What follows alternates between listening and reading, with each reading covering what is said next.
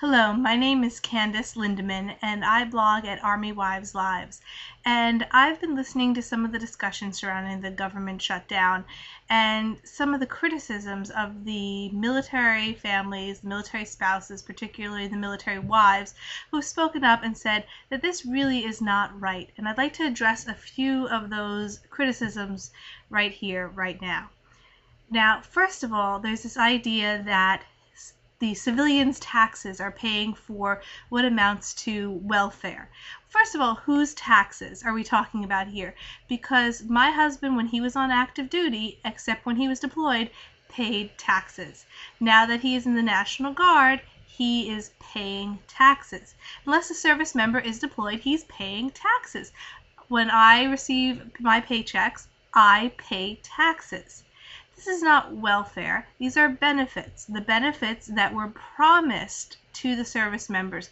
It's really part of their salary. It's what makes a military salary livable. Just like you factor benefits in when you decide whether or not to take a job, so does the military service member.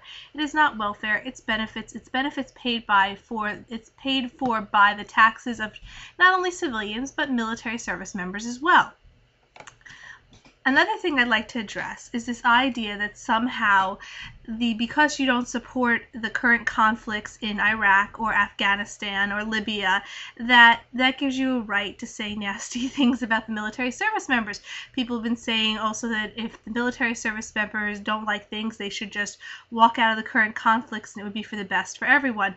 Do these people really want a military dictatorship where the military decides what the government's policy should be, or should it be the elected officials, who, I might add, were elected by the civilian population of the United States for the most part? Military service members constitute the tiniest percentage of the voting population of the United States. So when you say you don't like the policies, you don't like the conflicts, well, then you need to choose better leaders. That's not the military's fault.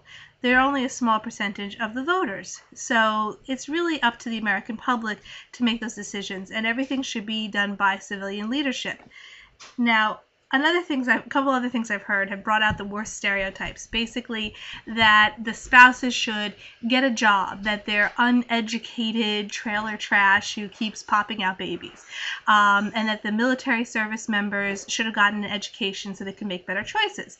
Now, flat out, that's just not the case. The junior enlisted, most of them have all of them have either their high school diplomas or the equivalent, because they can't go into the military unless they have that.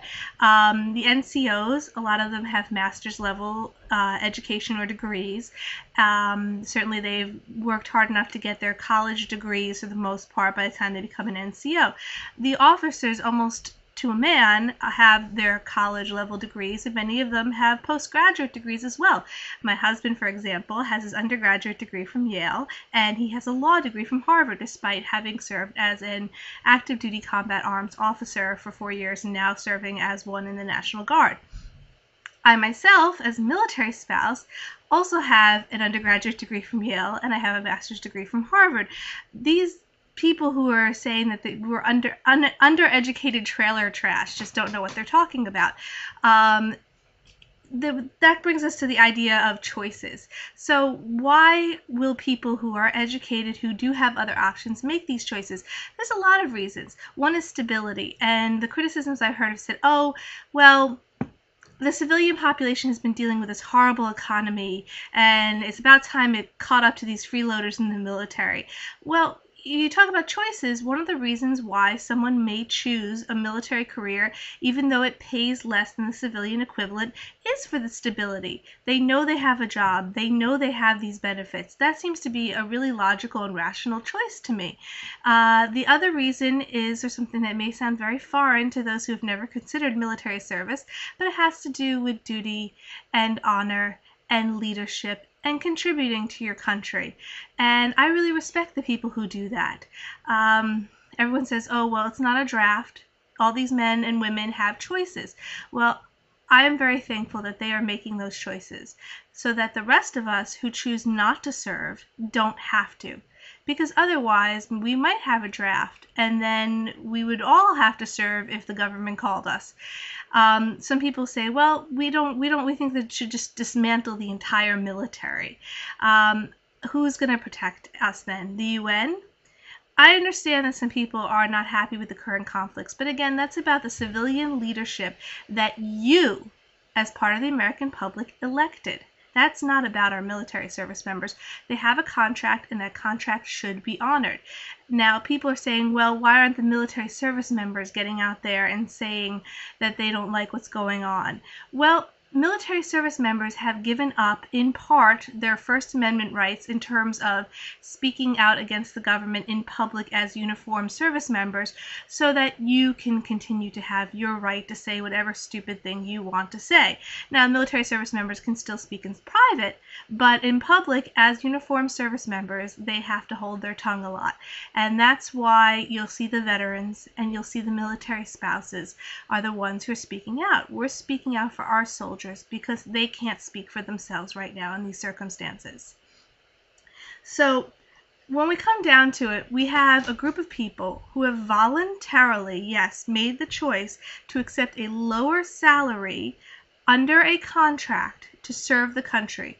Many of them are serving overseas, and now they have to worry about whether or not the terms of those contracts will be fulfilled for their families. And we talk about living paycheck to paycheck, and everyone says, well, why doesn't the spouse get a job? Why doesn't she stop having kids and get a job?